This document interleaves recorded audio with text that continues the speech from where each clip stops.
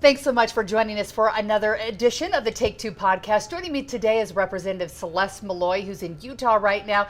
Thanks so much for joining us. Thanks for inviting me. I'm happy to be here. It's a double whammy because I've been wanting to get you in and talk about some of the work you've been doing in Congress, also doing our congressional interviews, so we've got a lot of ground to cover. Okay. First off, just in the news today, we're dealing with a couple children here in Utah who've recently died from self-inflicted gunshot wounds. We're talking about a high school today where another shooter's gone in. At least 4 students are dead. We know many dozens of others are wounded. Every time something like this happens, we're all taken aback by what can we do? And the questions come up of, is this something that Congress needs to do? Do we need to look at gun control? Or what are the best options? I don't know. I wish I had the answer to this. I wish somebody had the answer to this. Having kids shooting up their schools or kids taking their own lives is clearly something that nobody's in favor of. Nobody's going to argue to continue that. I think a lot of times the conversation immediately turns to gun control, and I'm worried that's a little too far downstream. I think we need to go a little farther back and deal with why people are choosing violence before they ever pick up the gun. I'm very pro Second Amendment. I've been really clear about that. I'm still very pro Second Amendment, but I've been really involved in a lot of efforts on mental health. And I know that not everybody who goes into a school and shoots somebody has mental health problems, but the suicide issues, like that's something we need to deal with as a suicide issue, I think. And we need to figure out what the root causes are of these school shootings before we talk about the weapon. Yeah, there's certainly a lot involved in it. If someone were to bring something to Congress when you guys were to return, is it something that you would take a look at? I mean, I'm always going to take a look. If somebody brings something to Congress, I'm going to read it and be serious about it. The devil is always in the details when it comes to legislation, but I'm not going to do anything that curbs Second Amendment rights. I'm not sure that's the answer to this question. I think we need to look a little deeper at what's causing people to want to do this. And I don't think curbing Second Amendment rights is the way to get to that answer. Speaking of guns, right now we're seeing Aurora, Colorado, which is just outside of Denver, Chicago. Yeah. Some cities dealing right now what they call migrant gangs. And it's another issue that's bubbling up, it seems, from the border crisis. Yeah. We have seen a fix in the last couple of months from the Biden administration. Is it too little too late, or what needs to be done at this point? It's too little and it's too late, but that isn't the answer because we still have to solve the problem. So yes, it's something we should have dealt with months ago. I don't know if there's anybody left in America who's willing to say the border isn't in crisis. So we have to get that under control. I don't think it's going to happen until after we get a new president, which is going to happen next year. I've obviously chosen a side here. I want Donald Trump to win. I think he's going to win. And I think if he does, he has a plan for how to get the border under control. I haven't heard anything from Kamala Harris of how she plans to get the border under control, so I don't have a lot of confidence there. So we've got to get the border under control, and then we still have the question of what do we do with migrant gangs who are already here. Closing the border at this point is essential, but it doesn't solve the problem. We still have a problem with everybody who's already come across the border. I think a lot of people right now are frustrated with Congress too, because they say Congress could have done something, whether it was this year, last year, the year before. Yeah, there was a bipartisan bill. Republicans turned it down and said this was not for us. Was that because President Trump said don't deal with this bill, or why was it a no vote for you? I don't think so. So that was actually before I got there. Okay. So the House passed H.R. 2. That is the House's solution to the border, and the Senate wouldn't take it up. Then the Senate came up with a new bill, and the House didn't take that up. And so I get asked a lot, like, why didn't the House support the Senate's bill? Probably for the same reasons the Senate didn't take up the House's bill. This is such a hot topic right now, and I think everybody feels like we've got one shot. If we pass a big border bill, we're not going to pass another big border bill in a year or in 2 years.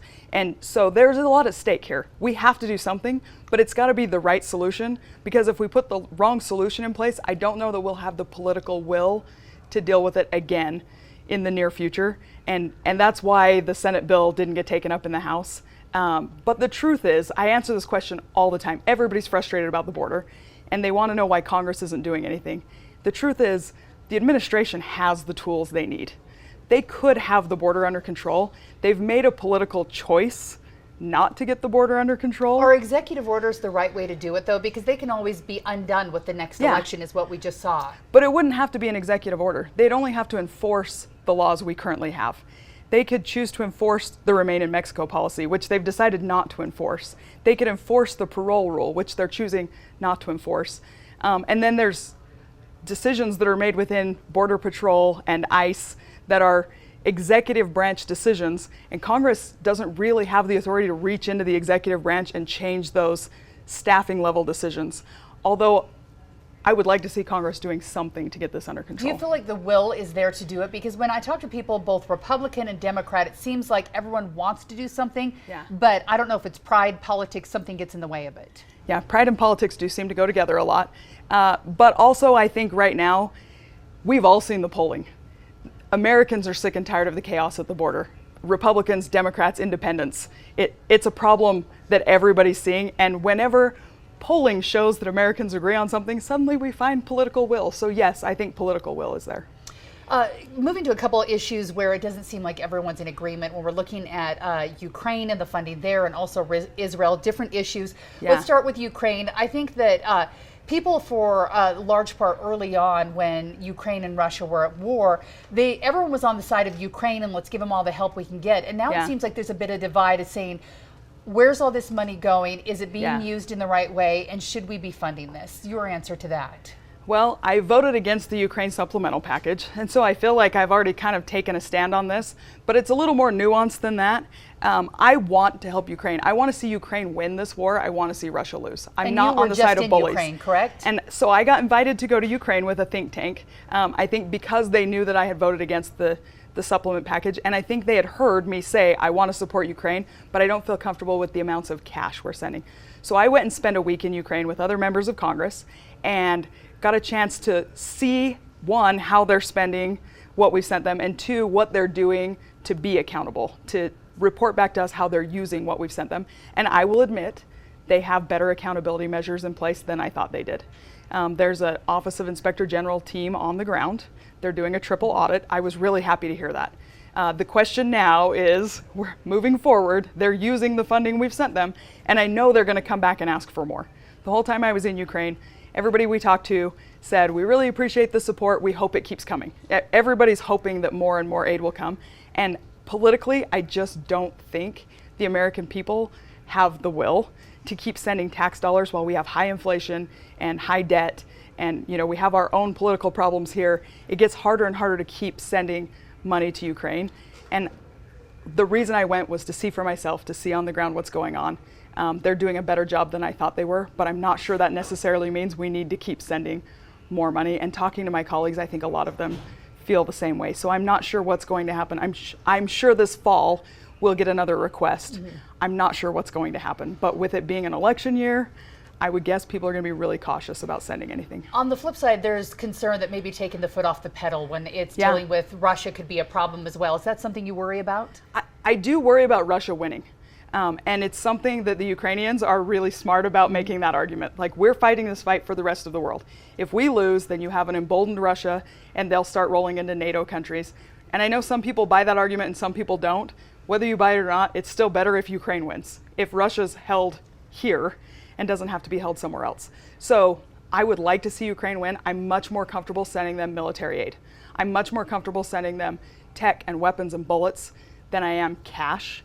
At some point, we've got to have a limit on that as well, but I feel better, and I feel like they're better at accounting for weapons than they are cash. Interesting. At the same time, looking at the geopolitical world, Israel and Palestine is still a real issue. Yeah. We're seeing people without food and water in Palestine. On the opposite side, in Israel, they just had 6 hostages who were shot. It seems point blank when it seems like forces were getting close to rescuing them. So it doesn't seem like there's any resolution that's coming quickly there.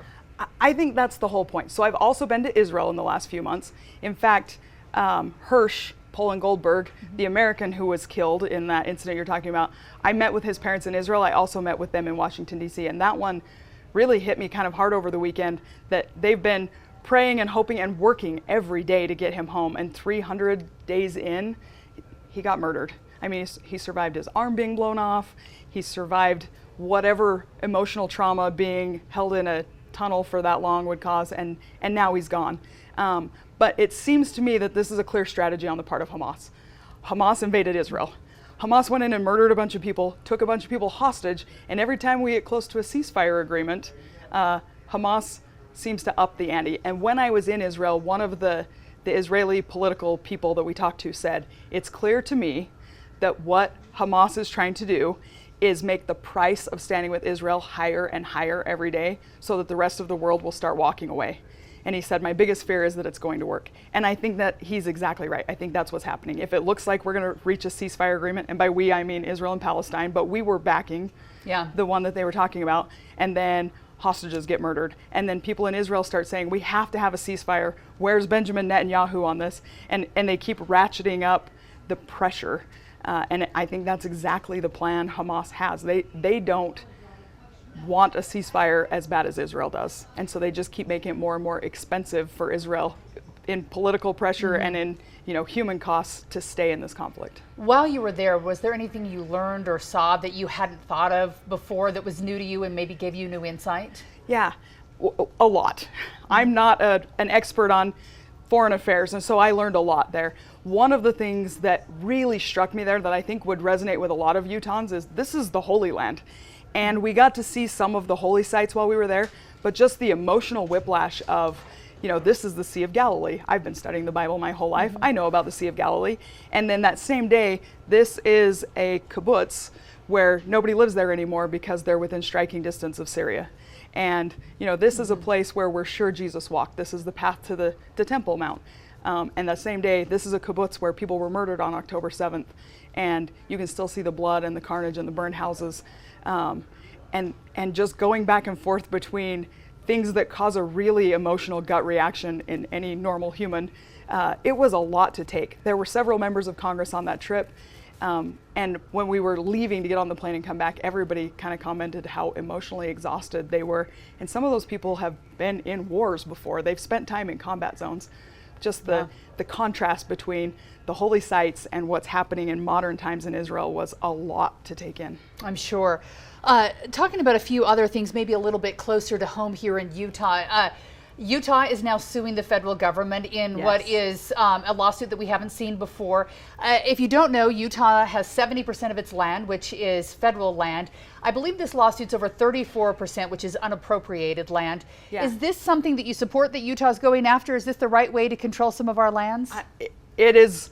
If it's not the right way, it's at least a right way. This is the state getting involved in that conversation and saying, if Congress has authority to dispose of lands, and because of that they have authority to choose not to dispose of lands, let's push that question. Why aren't we disposing of these lands? It doesn't touch national parks or special designations. It's the undesignated, multiple use, sustained yield land, and the state's saying we should be managing this land just like states east of the Mississippi have control of the land within their borders. And so it's an important part of that conversation about land management. How would it help everyday Utahns? You have a lot of constituents in southern Utah. I know a lot of people worry about grazing and land rights, drilling, fracking, all of that. Are these part of the conversation, or is that separate? That has to be part of the conversation. We are a natural resources rich state. We don't have access to most of those resources because they're on federal land. And because we have this bureaucratic administrative state, that management changes drastically based on who's in the White House. And Utahns should be able to have some long-term certainty when deciding things like how to manage our forests or whether and how much energy we should be extracting from our land. We're kind of left out of that conversation. So it's made by bureaucrats who don't have to come to Utah and answer to us. And sometimes we have an administration that's friendly to the things we want, and we start fracking or drilling or logging or making long-term resource decisions that are good for Utah. Then we have a presidential election and it all stops because of an executive order or a decision that's made by somebody who isn't really accountable to people in Utah. So I think it's a really good step, along with things like the Supreme Court just overturned the Chevron case. So now agencies don't get as much deference. And what that means is the executive branch doesn't have as much authority. The executive, legislative, and judicial branches are supposed to jealously guard their jurisdiction and keep each other in check.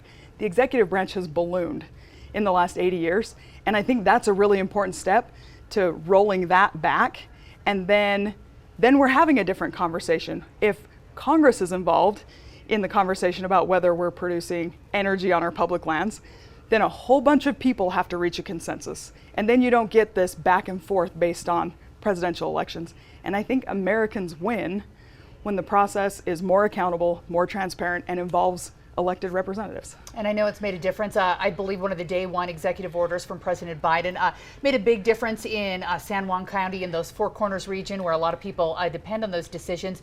Do you see some of those decisions flip-flopping back if former President Trump were to win again? I mean, I hope they do. I just said it's not a good idea to have them ping-ponging back and forth, but I'd rather have those type of decisions than the ones we've had for the last 4 years. So what we actually need is a more measured, accountable approach so it's not flip-flopping back and forth and we're consistently making better decisions. And it's all connected. We're not exporting liquid natural gas anymore. That's a decision that I think most Americans think of as an environmental decision. But if you go visit Ukraine or Poland or Moldova, like I just did, their political position is very impacted by the fact that we're not exporting LNG and Russia is desperate to provide gas to Europe. So we don't make these decisions in a vacuum. They're things that should be pretty consistent and predictable over time because the world is not a super stable place right now. And if we're ping-ponging back and forth, we are still the elephant in the room with geopolitics. We're the world's superpower, and if we can't have long-term predictability, it destabilizes a lot of the rest of the world. I think when you think about destabilization, I think a lot of families feel like that too because prices have been so high. We've seen our gas prices at the pump have actually been going down, still not as low as I think most people would like. Grocery prices and many other things haven't gone down. As Congress heads back, there's another funding bill that has to be passed. There's always concerns about are we spending more money than we should? Is that something you think about and you go back and look at these bills? Yes, it's something I spent a lot of time thinking about. We spend a lot of time in Congress on the appropriations bills, and that's our job. That's what the Constitution says we're supposed to do. Spending bills originate in the House, and we're supposed to be accountable for controlling the purse strings. And we have an annual appropriations process, which we are not very good at following anymore. And everybody's seen this song and dance routine before. We're up to the 11th hour again. Yeah, and we started back in June or July, I can't remember, passing the individual appropriations bills. We have 12 appropriations bills, and I hear all the time from Utahns that they want to see Congress passing 12 individual appropriations bills. They don't want to see an omnibus, they don't want to see a minibus. So we started this process, and we got, I think, 5 of the 12 passed, and then we couldn't get them passed anymore on the floor. And some of that's because of internal Republican politics. Well, now we're going to be in the same position we were in last fall. The deadline is September 30th. Congress is back in session the second week in September. That gives us 3 weeks to get this figured out. And that's the position we always end up in, where we're down to the wire. We're about to run out of funding. We have to make a decision. And some Republicans have made a calculated decision that they would rather pass a continuing resolution and kick this funding decision into the next administration. No matter what, we're going to have a different president in January. I think it's going to be President Trump. My colleagues think it's going to be President Trump. And so they're trying to push this into a Trump administration because they think we'll get a better spending bill. But that's the same mistake Congress made in 2016. They pushed it into the new administration. Then there were too many things to get done in the first year of the administration, and we ended up stacking too many things on top of each other and couldn't get them done as quickly as we wanted or promised. And I don't want to see that happen again. So I'm still pushing for 12 separate appropriations bills. That's what I think the majority of Utahns want. I think it's our job. I'm not super hopeful right now that we're going to get there. One of your colleagues, Senator Mike Lee, wants to see it passed as well, which could be a little contentious before the election, just weeks before the election. He also wants it passed with the SAVE Act, which would, I guess, reaffirm that you have to be an American citizen to vote in the elections. Is that something that you'd be willing to look at or support? I supported it in the House. I think the SAVE Act actually makes a lot of sense. A lot of the hyperbole around it, a lot of the messaging around it is inflammatory and a little bit misleading. So what we're doing is removing some federal roadblocks that allow states to verify that somebody's a U.S. citizen. And then we also require it. So a lot of people are out there saying that this is, something the federal government shouldn't be involved in. And I say all the time, the best election security we have is that states run elections, and they should. I will stand by that. But the federal government already meddled in this and didn't allow the states to verify whether people are citizens before they register them to vote. We need to know who were registering to vote. Voting is a bedrock American privilege in our system. So yes, I support the SAVE Act. I don't know politically how that's going to play with getting a continuing resolution passed, if it's possible, but I think it's a good policy move and I think we should take it. Unfortunately, we're out of time. I feel like I could have a million more questions. Before we let you go, though, you're coming out of a really tight primary. You're winning, moving on to the November election. Anything you want people to know? I want people in Utah to know that I still believe everything I said a short few months ago when I first got in. Representing Utahns is a privilege that I don't take lightly. And if you look at the bills I've introduced, most of them come from conversations I've had with Utahns. Somebody said this is a concern and we need to do something about it. And so I introduced a bill to address the things Utahns care about. And moving forward into another term, I'm going to be really focused on water issues to the extent that there's federal involvement in water issues. One of the things I want to be involved in is making sure the federal government doesn't step on states. Inflation issues. I want to tackle mandatory spending and regulatory reform. This Chevron deference and pulling back the bureaucracy and preventing government overreach. Those are things that matter to Utahns. They impact Utahns' lives and therefore they matter to me, and I'm going to keep working on them, and I know how to work on these issues. Congresswoman Celeste Maloy, thanks so much for your time this afternoon. If people want to find more information about your votes and what you're doing in Congress, what's the website? So congress.gov is where you can go find any bills I've introduced, and I think there's a link from there to all the votes I've taken. I've taken about 400 at this point, I think. So if you have insomnia and you want to look up all the votes, it's all a matter of record and it's easy to find. Excellent. Thanks so much for joining us. Thank you. We'll continue this conversation as we work our way up to November 5th.